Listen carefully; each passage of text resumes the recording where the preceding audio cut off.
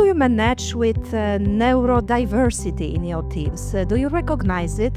What I mean by that is ADHD or, for example, autism spectrum disorder. Do you treat those everybody equal, the same, or maybe you can recognize those people?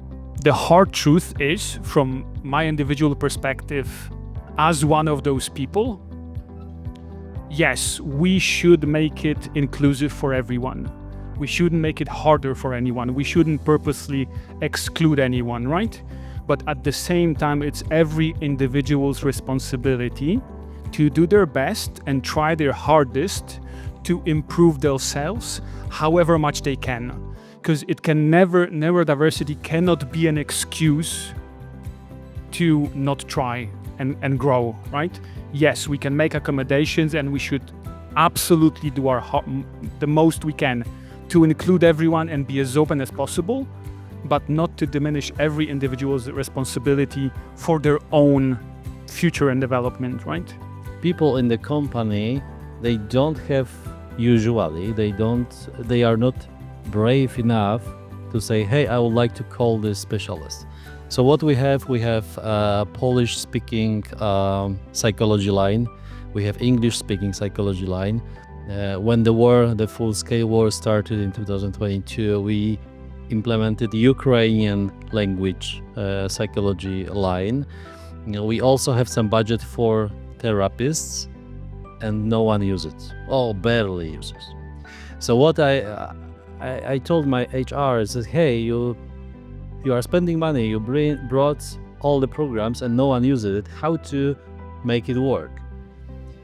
That was a tough conversation, and my plan to improve that was to educate myself. So I went through the internet, read about ADHD, read about the autism spectrum, read about all the different kind of, maybe not all, but many different kind of neurodiverse possibilities. I recognize some patterns in me as well. But when I educated myself, then I could openly openly understand the people who I'm dealing with. And based on that, we could work out with the HR what we should offer instead of just, hey, this is the number, please call it.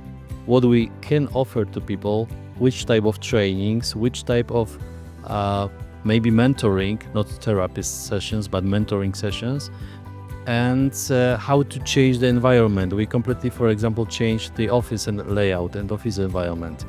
We have still hybrid work style. So all the things, like very small one, I don't want to, list all of them.